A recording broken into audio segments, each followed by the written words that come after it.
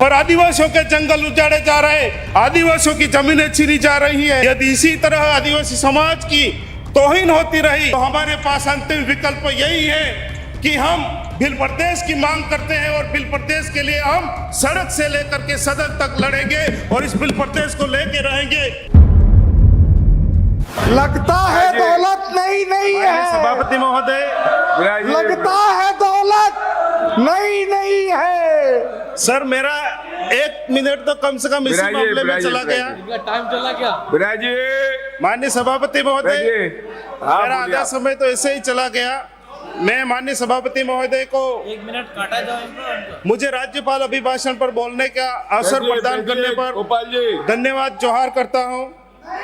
मैं राज्यपाल महोदय का अभिभाषण बड़ी उम्मीद, बड़ी आशाओं के साथ सुन रहा था, किंतु अनुसूचित क्षेत्र के लिए, आदिवासी समाज के लिए इसमें कोई रोड मैप नहीं था। रफीकी बैठिए। इस बजट में बहुत सारे शब्द थे, 47 पन्ने थे, पहली बार 192 पॉइंट थे और न जाने कितने ही वादे और दावे थे माननीय सभापति महोदय, लेकिन फिर भी एक चीज की कमी थी।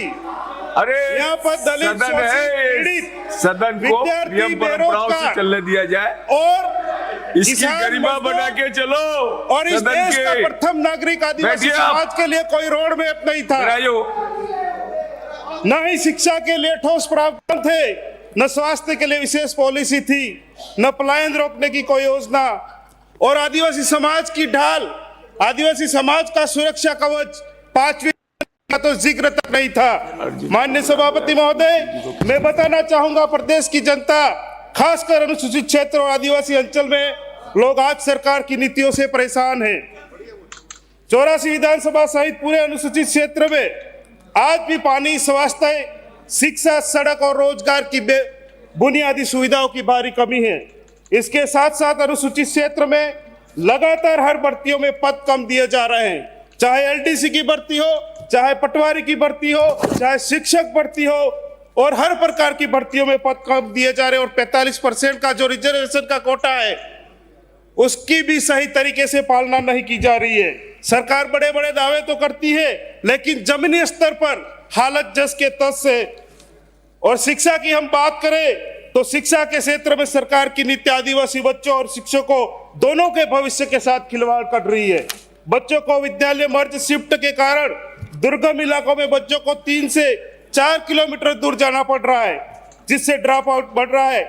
दूसरी ओर 3rd ग्रेड शिक्षक के तबादलों का समय भी तय नहीं किया जा रहा है, जिससे न तो शिक्षक संतुष्ट है और न ही पढ़ाई की व्यवस्था सुधर पा रही है। स्कूल है लेकिन शिक्षक नहीं है, यह भी बहुत ही बुरे हाल है। माननीय सभापति महोदय, हम जब स्वास्थ्य की बात करते हैं तो स्वास्थ्य सेवाओं की हालत और भी चिंताजनक है।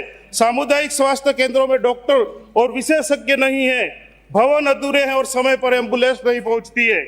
इलाज में देरी के कारण आदिवासी समाज के लोग पड़ोसी राज्य गुजरात में अच्छे इलाज के लिए जाते हैं और इसी इलाज के चक्कर में वहां के लोगों की जो आर्थिक कमर है वो टूट चुकी है। मैं मंत्री महोदय से कहना चाहूंगा कि मेरी विधानसभा में चिखली, सिमलवाड़ा और गेजी के जो अस्पताल है, उन अस्पतालों का जो हालत है वो जर्जर है, उनको व्यवस्थित करे, ठीक करे, और कुआं, चाडोली और सुराता की जो पीएससी उसको सीएससी में बदले।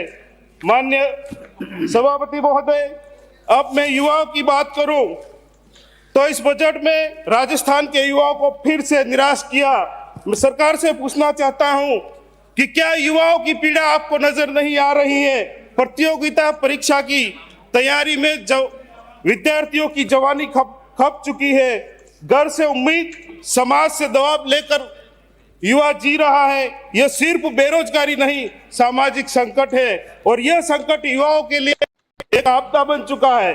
माननीय सभापति महोदय, प्रदेश का युवा आज ठगा सा महसूस कर रहा है। भर्ती परीक्षा समय पर नहीं हो पा रही है, और हो रही है तो गरीब आदिवासी बच्चों के परीक्षा केंद्र 150 से 200 किलोमीटर तक दूर दिए जा रहे हैं। स्वीकृत पद वर्षों से खाली है और अनुसूचित क्षेत्रों की जो अंकों की बाध्यता के कारण कई पद खाली पड़े हैं। सरकार से मांग करता हूं कि अनुसूचित क्षेत्र में अंकों की बाध्यता हटाई जाए और बैकलॉग पदों को भरा जाए।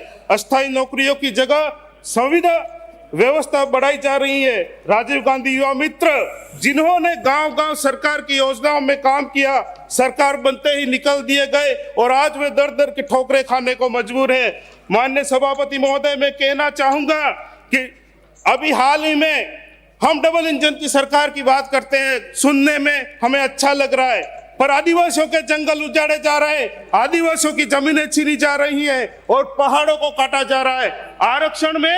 आरक्षण के अनुरूप भर्तियां नहीं हो पा रही है। यदि इसी तरह आदिवासी समाज की तौहीन होती रही, इसी तरह आदिवासी समाज की अगर उपेक्षा होती रही, तो हमारे पास अंतिम विकल्प यही है कि हम भिल प्रदेश की मांग करते हैं और भिल प्रदेश के लिए हम सड़क से लेकर के सदन तक लड़ेंगे और इस भिल प्रदेश को लेके रहेंगे। धन्यवाद, मुझे बोलने का अवसर दिया इसलिए। जोहार।